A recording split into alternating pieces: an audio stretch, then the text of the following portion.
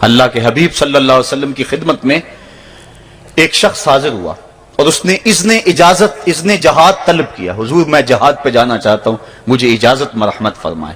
حضور نے فرمایا احیٌ والدا کا, کیا تیرے والدین زندہ ہیں؟ قالا نعم, عرض کی ہاں حضور میرے والدین زندہ ہیں. قالا ففیہما فجاہد, کہا جا ان کی خدمت کر, یہی تیرا جہاد ہے.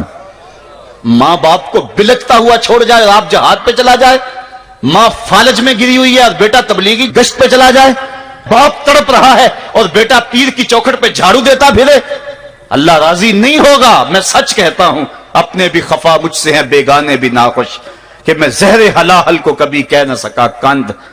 بات وہی کہتا ہوں سمجھتا ہوں جسے حق, نئے ابلائی مسجد ہوں نئے تہذیب کا فرزند. محمد عربی صلی اللہ علیہ وسلم سے بڑا پیر کون ہو سکتا ہے؟ لیکن حضرت وہ ویسے کرنی نہیں آ رہے. آقا کریم اپنے بٹن کھولتے ہیں اور کرن کی طرف, یمن کی طرف رخ کر کے لمبی سانسیں لیتے ہیں اور کہا میں رحمان کی خوشبو پا رہا ہوں. ایک دن صحابہ نے پوچھا بندہ نواز, جس کے لیے تڑپتے ہو, جس کی ٹھنڈی ہوائیں آپ کو آ رہی ہیں, وہ آپ کا بڑا پیار کرنے والا ہے. کہا ہاں میرے سے بڑی محبت کرتا ہے. تو کہا پھر اتنی محبت کرتا ہے تو یمن تو دور نہیں ہے, بلال حبش سے آ گیا, سلمان فارس سے آ گیا, سہیب روم سے آ گیا, اور وہ یہاں یمن سے نہیں آ سکا. فرمایا اس کی بوڑھی اور نابینا ماں ہے جس کی خدمت اس کو نہیں آنے دیتی. اللہ اکبر. اب حضرت اویس کرنی نہیں آئے لیکن خیر التابعین کہلائے. آئے نہیں لیکن حضور ان کی یاد میں تڑپ رہے. اللہ, بلکہ حضور نے فرمایا کہ کوئی جائے اویس بن عامر کو ملے, اور جب ملے تو اس کو کہنا میری امت کی بخشش کی دعا کرے. جو ماں باپ کی خدمت کرتا ہے اس سے ثابت ہوا اس کی دعائیں قبول ہوتی ہیں. میں نے ایک روایت میں پڑھا ہے کہ جو آدمی روزانہ اپنے والدین کے لیے دعا کرے, والدین زندہ ہوں تب بھی, والدین فوت ہو گئے ہوں تب بھی, یہ عادت بنا لے, روزانہ ماں باپ کے لیے دعا کرے, ساری زندگی اس کے رزق میں بے برکتی نہیں آئے گی, اللہ اس کو رزق کی فراوانی عطا کر دے گا. اور جو والدین کے لیے دعا نہیں کرتا اللہ تعالیٰ کی رحمتوں سے محروم ہو جاتا ہے. حضرت ابو ہریرہ رضی اللہ تعالیٰ عنہ جب بھی ہاتھ اٹھاتے تھے تو یہ دعا کرتے تھے, اللہم اغفر لابی ہریرہ ولأمی ولمن استغفر لہما, اے اللہ ابو ہریرہ کو بخش دے, حضرت ابو ہریرہ کی ماں کو بخش دے, اور قیامت تک جو ہم دونوں کے لیے بخشش کی دعا کرے اس کو بھی بخش دے. حضرت امام محمد بن سیرین ایک بزرگ ہوئے تابعی, جب بھی دعا کرتے تھے یہ دعا ضرور کرتے تھے, اے اللہ ابو ہریرہ کی بخشش کر دے. کسی نے کہا کہ تمہیں ابو ہریرہ رضی اللہ تعالیٰ نے ان کی ماں سے بڑی ہمدردی ہے. کہا ان سے جو ہمدردی ہونی ہے وہ تو ہونی ہے. انہوں نے کہا ہوا ہے اللہ ابو ہریرہ اور ان کی ماں کو بخش دے, جو ان کے لیے دعا کرے اس کو بھی بخش دے. تو میں دعا کر کے اپنی بخشش پکی کر رہا ہوں. تو والدین کے لیے دعا کرنا اللہ کی رحمت کو دعوت دینا ہے. تو فرمایا کہ جاؤ اویس بن عامر کو جانا اور جا کے اس کو میری امت کے لیے دعا کا کہنا.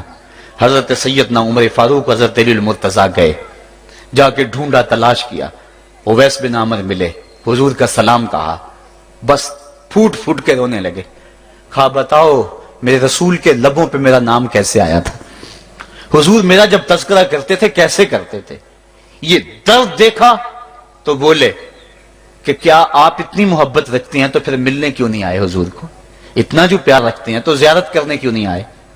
تو حضرت اویس کرنی نے بات کے رخ کو بدلا, کہا تم نے میرے رسول کو دیکھا, تم نے میرے رسول کی زیارت کی ہے؟ کہا ہاں ہم تو صبح و شام وہاں رہے ہیں.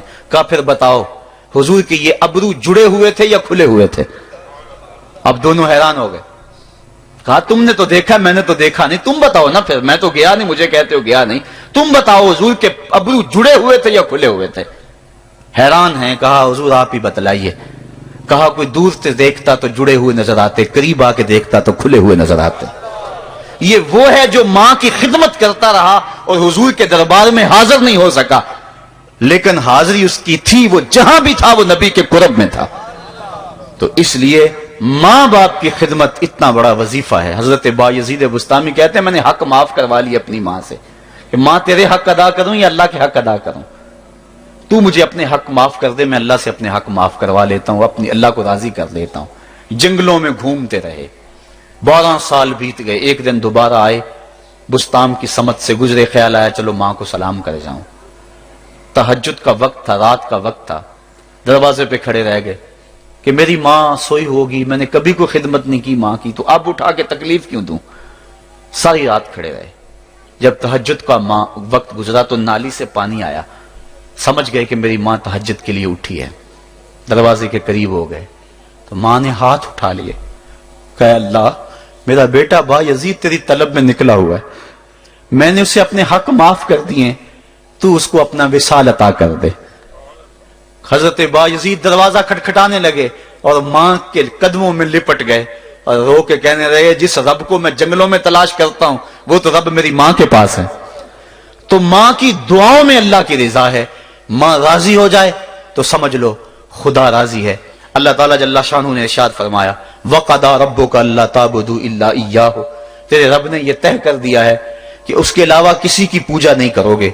व बिल वालिदैन इहसाना, और वालिदैन के साथ उसने सुलूक से पेश आओगे। इम्मा यबलुगन्ना इंदकल किबरा अहदुहुमा औ किलाहुमा फला तकुल लहुमा उफ़्फ़िन वला तनहरहुमा, अगर तेरे पास दो या दोनों में से एक बढ़ापे को पहुंच जाएं तो फिर उनके सामने तूने उफ भी नहीं कहनी और ना उनको झिड़कना है और उनसे नरम लहजे में बात करनी है। जब माँ बाप जवान हो, बच्चों की जरूरियात पूरी कर रहे हैं, उनके तालीमी अखराजात और उनके मुआशी सारे मामलात दुरुस्त कर रहे हो, तो उस वक्त तो वालिदैन की बच्चे ताजीम करते ही हैं। इम्तिहान उस वक्त शुरू होता है जब माँ बाप बूढ़े हो जाते हैं और चलने फिरने की सख्त भी नहीं रहती, सिर्फ सांस की एक डोरी लटकी रहती है। और जिस तरह बच्चा अपने बदन से मक्खी भी नहीं उड़ा सकता था, अब ये हालत माँ बाप पर आ गई और बच्चे की तरह मिजाज चिड़चिड़ा हो गया। जमाने के हालात बदल गए, लेकिन माँ की पुरानी, बाप की वो पुरानी रवश है, वो उसी अंदाज में, उसी डगर में बात करता है। ये आजमाइश के दिन है, ये इम्तिहान के दिन है। अब देखना है वालिदैन की इस वक्त ताजीम कौन करता है। फरमाया इम्मा यबलुगन्ना इंदकल किबरा, अगर तेरे पास वो बढ़ापे को पहुंच जाएं, दोनों पहुंच जाएं या तेरी खुशकिस्मती कि दोनों में से एक पहुंच जाएं या दोनों पहुंच जाएं, तो फिर उनकी तूने ताजीम करनी है। क्या, कैसे ताजीम करनी है? फला तकुल लहुमा उफ़्फ़िन, तूने उनको उफ भी नहीं कहना।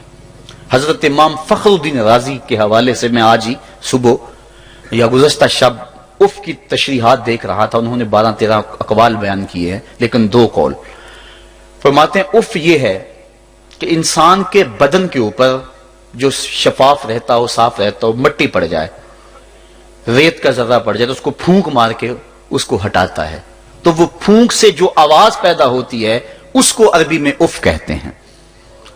तो फिर उफ हर उस चीज के लिए मनकूल हो गया जो नापसंदीदा है। एक तो कौल ये है कि वालिदैन के सामने इस एहतियात से रहो।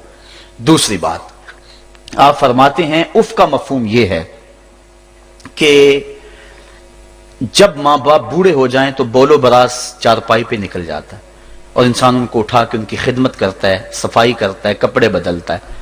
इंसान की तबीयत में जो फितरी नफासत है उसके तहत उसको माँ बाप से जो मकरूह और नापसंदीदा बू आती है उससे वो बचना चाहता है। वो नफरत माँ बाप से नहीं होती, वो नफरत उस बदबू से होती है जो माँ बाप के बदन से या चारपाई से या कपड़ों से उठ रही है।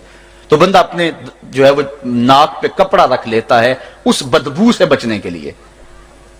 तो उफ के मफहूम को बयान करते हुए हजरत इमाम राजी कहते हैं कि इंसान को इस बात से भी रोका गया है कि तू अपने नाक पे कपड़ा रख के अगर उनको सफाई कर रहा होगा तो मां बाप के नाजुक दिल पे कहीं ये बोझ ना आ जाए कि मेरा बेटा मुझसे नफरत कर रहा है।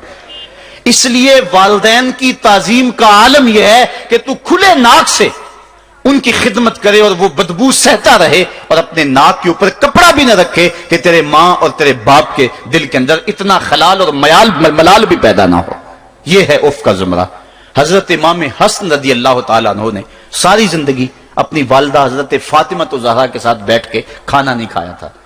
एक दिन हजरत सैयदा फातिमा ने फरमाया कि बेटा मेरा जी चाहता है कि मेरे साथ तुम बैठ के खाना खाओ, लेकिन तुमने कभी भी मेरे साथ बैठ के खाना नहीं खाया, क्या वजह है इसकी? तो हजरत इमाम हसन फरमाने लगे, अर्ज करने लगे, अम्मी मैं इस डर से आपके पास बैठ के खाना नहीं खाता कि कहीं किसी लुकमे की तरफ आपकी नजर बढ़ जाए और मैं अदमे आगही की वजह से अपने हाथ को उस लुकमे के पे डाल लूं और ना जान सकूं कि इस लुकमे को उठाने का इरादा मेरी मां के दिल में पैदा हो चुका है और मैं अल्लाह की रहमतों से महरूम हो जाऊं, इस डर से मैं आपके साथ बैठ के खाना नहीं खाया करता।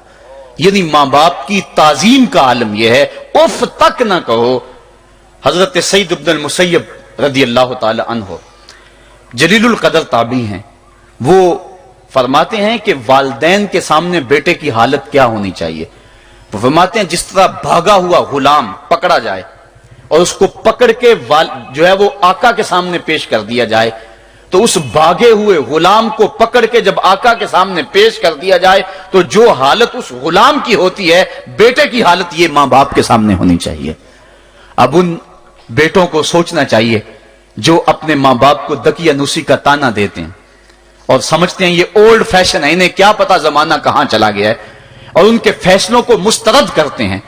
उलमा ने इस बात को तफसील के साथ बयान किया है कि शरीयत के जो कतई ज़ाब्ते हैं, उन ज़ाब्तों और उन कवानीन को और उन मामलात में तो वालिदैन की फर्माबरदारी नहीं होगी अल्लाह की अगर मासियत होती हो, लेकिन जो मामले शक वाले हैं वहां मां बाप के कौल को तरजीह दी जाए। तो फरमाया उनके सामने उफ भी नहीं कहनी, वकुल लहुमा कौलन करीमा, और उनसे नरम लहजे में बात करनी है। वख्फिद लहुमा जनाह ज़ुल्ल मिनर रहमा, और उनसे बात और उनके लिए अपने बाजू बिछा लेने हैं नरम दिली की वजह से, नरमी की वजह से। जब जानवर जमीन की तरफ रुख करता है, ऊपर से नीचे की तरफ आता है तो अपने परों को सकेड़ लेता है, तो उसके लिए ये लफ्ज बोले जाते हैं वख्फिज लहुमा जनाह। तो अल्लाह ताला फरमाया जिस तरह वो जानवर इज्जत से अपने बाजू सकेड़ लेता है और फैलाता नहीं है, वालिदैन के सामने तेरी अकड़, तेरा उहदा, तेरा मनसब, तेरी शाने, तू बड़ा ऊंचा है, लोग तुझे सलूट करते हैं, तेरे हाथ चूमते हैं, तुझे सलाम करते हैं, ऊंची कुर्सियों पे तू बैठता है, लेकिन वो सब वहां छोड़ दे और मां के कदमों में आजिज बन के बैठ जा, बाप के कदमों में आजिज बन के बैठ जा। वहां अपनी उस किसी चीज का लिहाज रख, परिंदा ऊपर कोड़े तो पर खोले, लेकिन जब नीचे आए तो परों को समेट ले। तेरा ओहदा, तेरा मनसब बाहर रहे, जब मां बाप के पास आए उस वक्त तो मुअद्दब गुलाम की सूरत में अपने वालिदैन के सामने खड़ा। वकुल रब्बिरहमहुमा कमा रब्बयानी सगीरा, और अगला हक ये बयान फरमाया कि अल्लाह की बारगाह में अर्ज़ कर रहा है, अल्लाह मेरी मां